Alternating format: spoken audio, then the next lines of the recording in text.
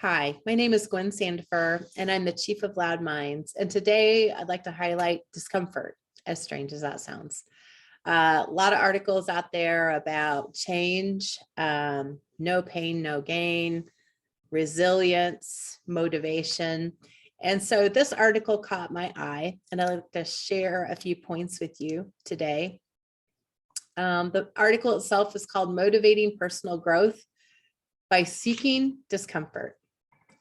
So the authors really started to explore, is it possible to motivate yourself when experiencing discomfort or even proactively seeking discomfort? And so they experienced and pulled out a lot of former research, and including some of the latest related to cognitive reappraisal of discomfort or reframing. So this has to do with proactively reframing your mindset when you might feel anxious, instead of thinking about anxiety as something negative to be avoided or treated. Instead, to look at that as excitement and possibly not quite so negative.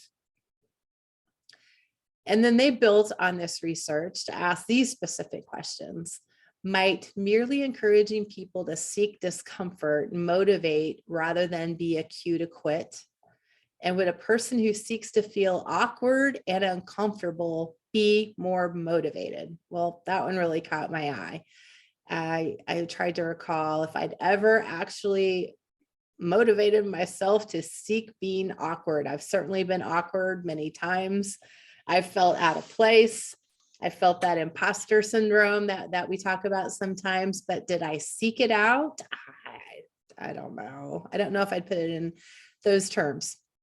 So these authors did do research, 5 separate experiments. The first starting with Second City, an improv class, and had participants in 55 classes.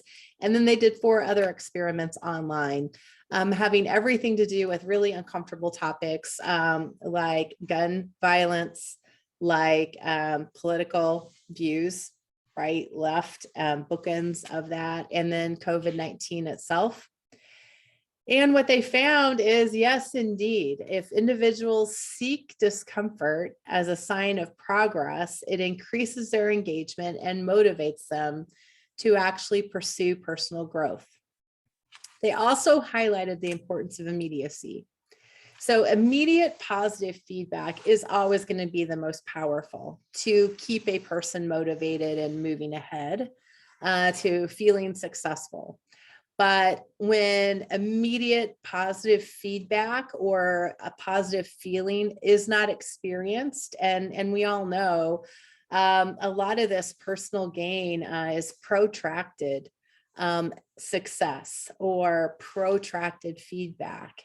At work, we talk quite a lot about not giving individuals immediate positive feedback, even though we all know how important that is. So when that immediacy positive point is not or cannot be experienced, a really good second is proactively and immediately feeling discomfort.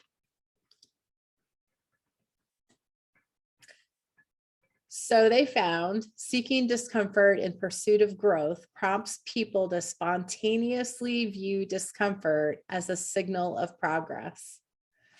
So if you go into it with the mindset that this discomfort is growth, it is progress, it becomes motivating and starts to build on itself. Interesting, huh? Now, there are some qualifiers and footnotes. Sometimes discomfort truly is a cue to stop. So please watch, your physical health. Please watch traumatic events and processing through those. Those events are outside the boundaries of this conversation. And then I started to think about, from a coaching perspective, how could we use this research? How could we test it out a little bit?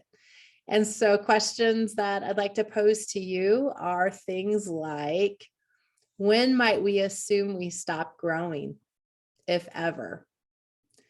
We grow up and not only hear no pain, no gain, but we talk about growing pains, throughout childhood, physical, mental, and otherwise. So did we ever stop assuming that we would experience those growing pains and stop growing? And when did that happen? Junior high? Or when we graduated with our graduate degree? I wonder why we might have assumed we would stop growing if we did. Did we ever seek out growing pains? I wouldn't put it that way, but I do wonder, did we not realize that when we would do something for the first time, whatever it was, there might be some pain involved? I know when I was in high school, I couldn't wait to go off to college. Did I assume that that wouldn't have some inherent pain? Well, I knew it would, but I knew it would be worth it as well. So can you recall any of your former proactive growing pains? Did we survive? Yes, many of us survived. Did we in fact thrive?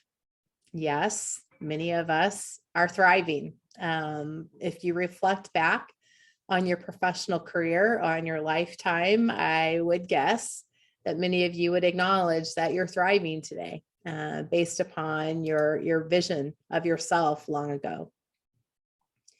So as you think about this topic now, think about what might have worked for you in the past related to seeking out discomfort. What might work again, if anything? And what did you have in place that helped you through the discomfort or that period of time where you might have felt lonely? You might have felt just naive. You might have felt junior. You might not have felt confident at all. What did you have to help you? Was it a plan? Was it investment monetarily? Was it other people, colleagues, mentors, friends, family, general support? What did you have? And do you have something similar now if you're wanting to continue to seek out growth opportunities? If yes, what might those things be? And if no, what new things might you seek out to ensure you have the right support? Where might we seek to feel awkward and uncomfortable in order to become more motivated today?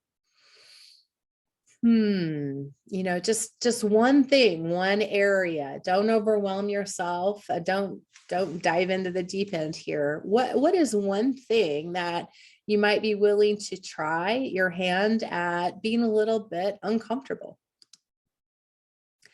And are there authentic conversations or even challenges that we can start to put forth to ourselves or to our teams professionally to encourage seeking out discomfort? Wouldn't that be an interesting idea to have some conversations about discomfort? Not yet meeting goals, not knowing how to achieve goals, not having the right stuff, resources, people. That could be interesting. And then what might happen if we added a success metric to ourself or our team's balance scorecard related to seeking out discomfort? The actual process or an actual list of times that we or our team members sought out discomfort, and give them credit for that. We talk about failing fast and not being afraid to fail, but do we really track whether or not we and our team members are seeking out discomfort? So I will close with those questions. I would love to hear from you, what you've tried, what worked and what didn't, and what you can contribute to this conversation. Thank you.